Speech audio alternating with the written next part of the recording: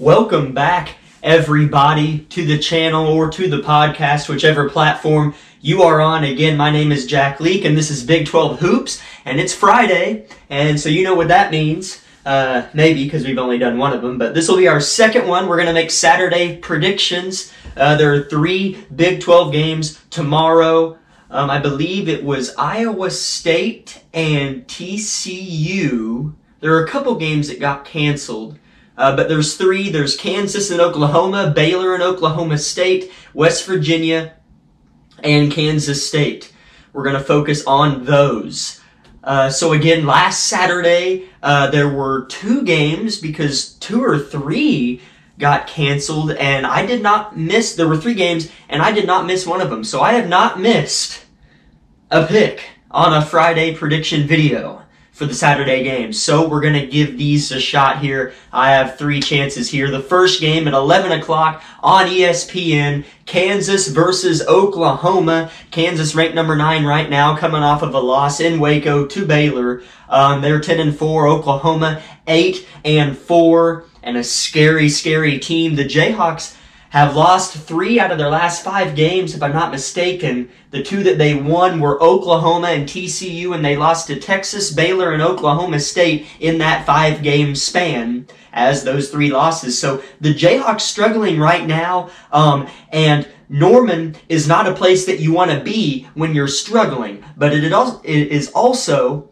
to look at it on the positive side, a good place to go get a good road win and turn things around for the Jayhawks. Kansas, or Oklahoma rather, BPI is giving Oklahoma a 58.6% chance to win this game, and rightfully so. Rightfully so, they have Oklahoma picked to win this. It does not have a spread yet.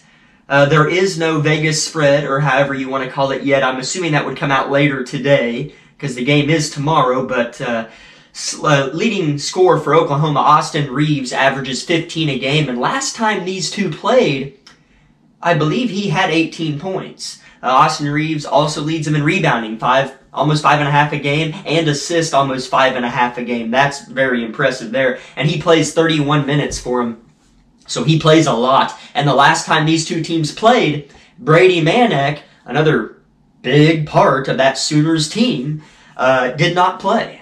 And he sat out a couple games after that one as well. And I believe he did play against Kansas State the other night as Oklahoma got a good 20-plus point win over the Wildcats. So Manek is back. Oklahoma's going to have a chip on their shoulder. They almost got the Jayhawks in Lawrence. They almost got them. Lost that game by 4 points. They're playing on their home court. Kansas has a tendency to play a little bit better on the road, it seems like.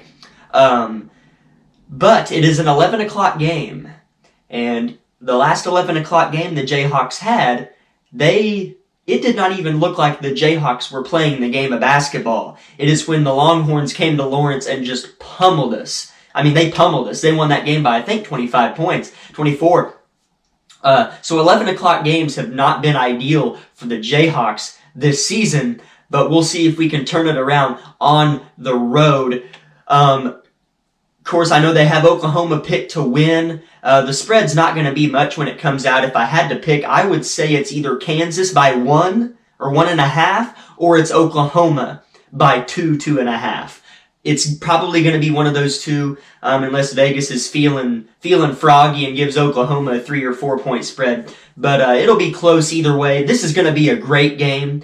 At halftime, I don't know who's going to be leading. But I can guarantee you that it's probably going to be within 5 to 7 points at halftime either way. And going down in the 10-minute mark until the end of the game, the lead probably will change a few times. This is going to be a tight game is what I'm getting at here. I am going to give the edge to the Jayhawks. I do not think they're going to lose 3 straight Big 12 games. This is a pride game for the Kansas Jayhawks.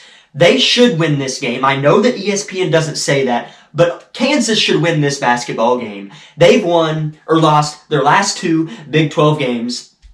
The one on Monday night's more understandable to Baylor to lose that one. But whenever you're Kansas, no loss is understandable. You go into every game expecting to win and every season expecting to win the Big 12. And trust me, if they lose one more, their chances are completely terminated, let alone very slim as of now. So if they want any shot to win the Big 12, keep their pride alive, they have to go to Norman, play well on both ends of the court, both ends. This is a really good Oklahoma team with that Umoja Gibson. If you're an Oklahoma fan and I said that wrong, I apologize. But Umoja Gibson, I don't know. But he did not play well against Kansas. We guarded him really well. And coming into that game, 2 games before that, he had like a 26-point game. So he can definitely be lethal. So if Reeves, Manek, and Gibson get going along with Queth inside, Jayhawks could be in trouble, but they have to play well on both ends of the court. I'm going to give the edge to the Jayhawks. It's going to be tight. I'm going to say they're down with 5 minutes to go and limp their way to one of those gritty Jayhawk wins. Kind of like the one in Lawrence. I'm going to say free throws at the end of the game extend it to a 5-point win. I'm going to go 6-point win for the Kansas Jayhawks. It's tight, and then they kind of stretch away a little bit at the end from the charity stripe and win this one by 6. Both teams aren't the best defensively, not as good as Texas Tech, Texas, or Baylor, but they're pretty good. Both teams have good shooters. I'm going to say this one gets up into the 60s, maybe low 70s. I'm going to go Jayhawks 69, Oklahoma 63.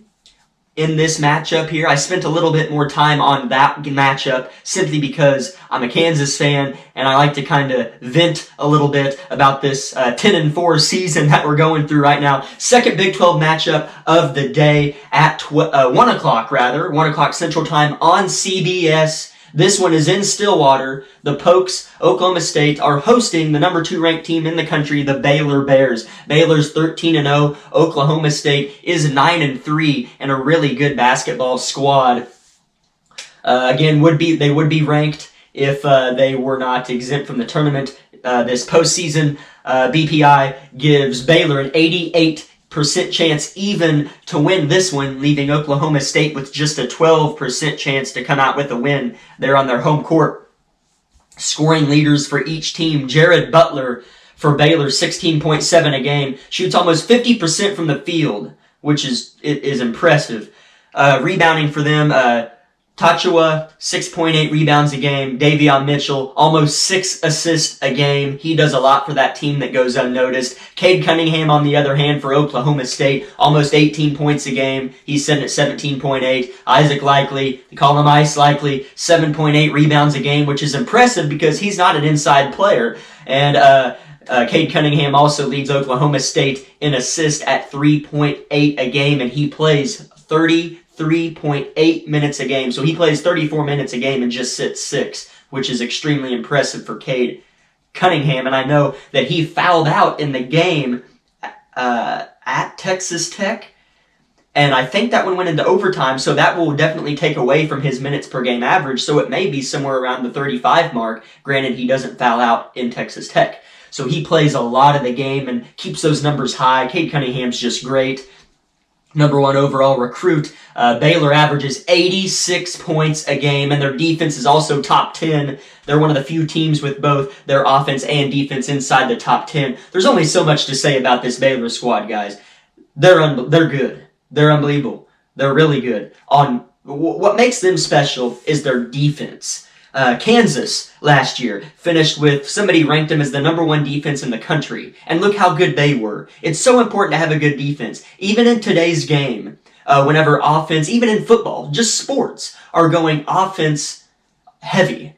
Baylor's still really good offensively. Like I said, top 10 offense, averages almost 90 points a game, but they're still a top tier, if not the best defense in the country. That's what makes this team great. Oklahoma State averages 77 points a game. It's going to be hard for Oklahoma State to win this game. They can play 25, 30 minutes with Baylor, but they can't play 40. I think this game's going to be similar to the Iowa State-Baylor game, where Iowa State hung with them until about the 8-10 minute mark and then just couldn't keep up with the Bears.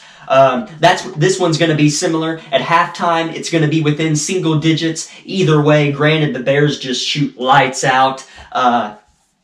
Jared Butler scored 30 points, 28 points against Kansas the other night. So if he shoots like that, it may be in the double digits at half in favor of Baylor. But granted, that doesn't happen. I'm going to say it's going to be single digits at halftime again. Oklahoma State keeps it within striking distance until about the 7-8 minute mark, and then Baylor finds their way to a 12-point win. I'm going to say Baylor wins this one.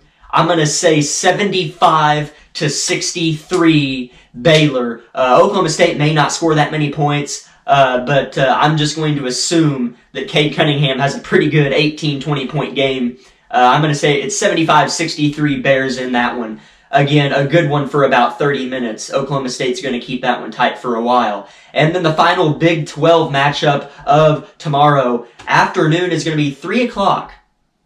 On ESPN2, West Virginia, who has not played for a hot minute, is traveling to the Little Apple, Manhattan, Kansas, to take on the 5-10 Kansas State Wildcats, who are 1-6 in the conference. West Virginia ranked 14th in the country, 9-4 overall, 2-3 inside the conference. BPI gives West Virginia an 86.9% chance to win this one, leaving K-State with, of course, just a 13.1% chance to come out with a win on their home court. Again, I'm curious to see how West Virginia responds to having not competed for a week or two. It seems like they have had 3 straight games postponed. They played Texas and lost by just 2 points. I watched all of that game, and they should have won that game. I think it was Andrew Jones hit a big shot to win it for the Longhorns. But West Virginia looked great in that one. They look better without Tshiebwe. Tshiebwe transferred. He's going to play for Kentucky next year when he's eligible. They look better with Culver. Maybe just playing one big is what is key for West Virginia, because most of the time they would play Culver and Tshiebwe inside. That was their Batman and Robin. But last season, Kansas, after they started just playing one big rather than 2, they never lost with just one big and 4 guards. West Virginia looked pretty salty against Texas just playing one big. And they should have won that one. Texas, again, ranked 4th in the country. Backcourt's amazing. Good guys inside. West Virginia looked pretty good. Then they were scheduled to travel to Baylor, host TCU and Oklahoma State. Those 3 games got postponed. That game against Texas, I'm trying to find out when it was. It was the 9th of January. And it is going to be January 23rd by the time that these guys play again. So they've had 2 weeks off. They haven't played for 2 weeks, and I'm curious to see if that works in the favor of Kansas State and West Virginia maybe being a little slow and rusty, getting back in the swing of things, or if West Virginia has just been itching to play and they're ready to go and blow out the Wildcats by 15 points. I'm going to look at some scoring totals, team stats here for you guys. West Virginia averages 74.9 a game, so not too electric on the offensive end, but not bad. They do what they need to do to get some wins when they can play good on the defensive end. Kansas State averages just under 65 a game, so they really struggle on the offensive end. They have lost 5 games in a row, so you know Bruce Weber has to have his squad angry. If I was him, I'd be telling them, play angry. Everybody thinks you suck. Play angry. Go out there and get a win against a top 15 team. But can they do it against the brute force of the Mountaineers that is Bob Huggins' squad? Used to coach for Kansas State. Great coach, going to be in the Hall of Fame. His guys are always so tough. I don't think Kansas State, who averages under 65 a game with that low offensive efficiency, is going to be able to find a way to just out-tough this Mountaineer team on both ends of the court for 40 minutes. I'm going to give this one to West Virginia. I'm going to say K-State scores 60, maybe less. I'm going to give them 60. I'm going to give them 59 points. K-State scores 59 points, and I'm going to say West Virginia scores 69. It's going to be 69-59. West Virginia, going to be kind of a tight game. Not granted, but I say it's going to be a little bit tighter than people may think simply because West Virginia has not played for 2 weeks. So I'm going to say they struggle for a while and then pull away in the end and win this one 69-59. So far on my Kansas State Wildcats picks, I'm right on the dot because last week in my Friday prediction video, Kansas State played Texas the next day on Saturday, and my prediction was Texas 82-65, and the final score of that game was Texas 82-67. So I'm right on with Kansas State. So hang on, stay under 60 points for me, Wildcats. And West Virginia, get up in the upper 60s, and I'll be tight again. But so yeah, there are my predictions. Just a quick little recap here. Kansas versus Oklahoma. I have Kansas winning that one. I have Baylor beating Oklahoma State and West Virginia beating K-State. So I have no upsets. And in the video that I uploaded yesterday, I talk about how college basketball is changing and how rankings necessarily mean nothing. They don't mean anything, essentially, in the end. And so I'm curious to see if the teams that I talked about yesterday so much, the unranked teams who are given no shot, can prove me wrong tomorrow. We'll find out tomorrow. Kansas State, Oklahoma, 11 o'clock on ESPN. Baylor, Oklahoma State, 1 o'clock on CBS. And West Virginia, Kansas State at 3 o'clock. Tune into those and comment down below if you're watching it and think, man, you were off on your prediction, or man, you were right on this one. But I'd love to talk to you guys. I love talking sports.